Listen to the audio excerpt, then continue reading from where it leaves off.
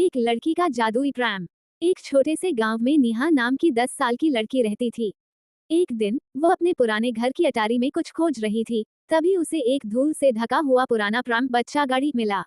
Pram की चमकीली लकड़ी और नीले रंग का कपड़ा देखकर नेहा हैरान रह गई।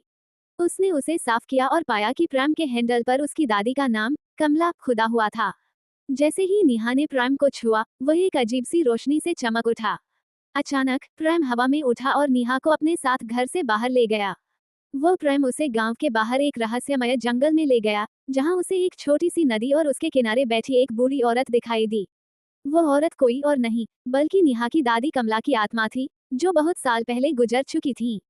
दादी ने नेहा को बताया कि यह प्रैम उनके बचपन का साथी था। इसी में वह अपने पिता के साथ दुनिया भर की यात्राएं करती थी। उन्होंने नेहा को एक जादुई चाबी दी और कहा, ये प्रैम सिर्फ एक गाड़ी नहीं, बल्कि यादों का खजाना है। जब भी तुम इसमें बैठोगी, ये तुम्हें उन जगहों पर ले जाएगा जहां प्यार और साहस की कहानियां छुपी हैं। नेहा ने चाबी से प्रैम को चलाया और वो उसे अलग अलग समय और जगहों में ले गया। कभी वो 1950 के दशक के बाजार में पहुंच जाती, तो कभी एक पहाड़ी गांव में, जहां उसकी दादी ने बचपन बिताया था। हर यात्रा में नेहा को अपने परिवार के रहस्य और प्यार भरे पलों के बारे में पता चला।